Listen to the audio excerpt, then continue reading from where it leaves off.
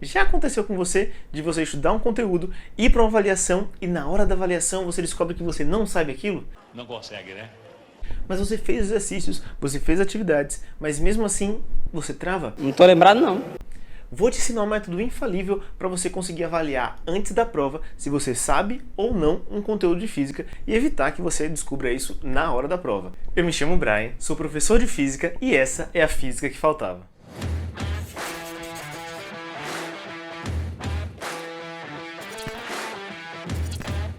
Professor, eu sei o assunto, eu só não sei explicar. Professor, eu sei isso, eu só não sei colocar no papel. Diz uma coisa, se você sabe o assunto, mas você não sabe nem falar, nem colocar no papel, como é que a gente aqui fora da sua cabeça vai descobrir que você sabe aquele assunto? É mentira! Qual a diferença entre isso e você não saber o assunto? Esse problema aflige muitos alunos que acreditam que sabem um assunto e não conseguem falar sobre ele, não conseguem colocar no papel, não conseguem resolver uma questão. Eu vou te dar 4 questões que, se você conseguir responder elas, você pode garantir que você está preparado e você domina aquele conteúdo. A primeira delas, o que é esse assunto? Vou te dar um exemplo. Digamos que você estudou movimento retilíneo uniforme. Você deve ser capaz de responder o que é o movimento retilíneo uniforme. Sabe responder no papel, escrever um resumo, sem olhar para nada. Se você conseguir responder o que é o movimento retilíneo uniforme, caracterizar o movimento retilíneo uniforme, ou se você estuda, por exemplo, calor, caracterizar o calor, já é o primeiro passo. A segunda questão é para quê? Para que o quê, professor? Para que serve aquele assunto? Vou continuar no caso do movimento retilíneo uniforme.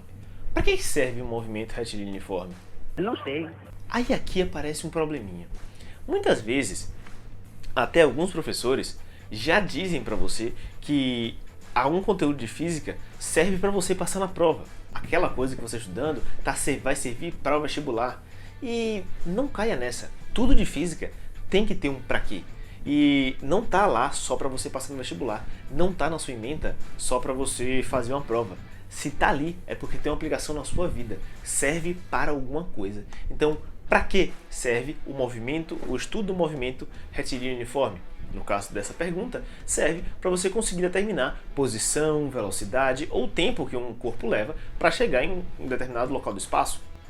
A terceira questão é o quando. Essa é crucial. Essa questão trava muitos estudantes na hora de resolver um problema. É ela que vai definir se você consegue mover as coisas que você estudou ou não na hora de resolver um problema. O quando vai responder o seguinte. Imagine que você estudou movimento retilíneo uniforme. Você também estudou movimento retilíneo uniformemente variado. E na hora de fazer a prova, você não sabe quando você usa a equação do MRU ou do MRUV. Se você estudou antes e respondeu a pergunta quando, na hora que você lê uma questão e você vê que a questão está tratando de um objeto que não tem aceleração, você sabe que naquela situação você usa as equações do movimento retilíneo uniforme. Você sabe o quando. Dando um exemplo de outra área da física, o que é calor sensível e o que é calor latente? Você já sabe definir. Você estudou, você vai lá definir no seu resumo. Outro caso é para que serve calor sensível e calor latente. Você também sabe definir. E também quando você usa calor sensível ou quando você usa calor latente. A quarta questão é uma questão que diz como. Como você aplica aquele conteúdo.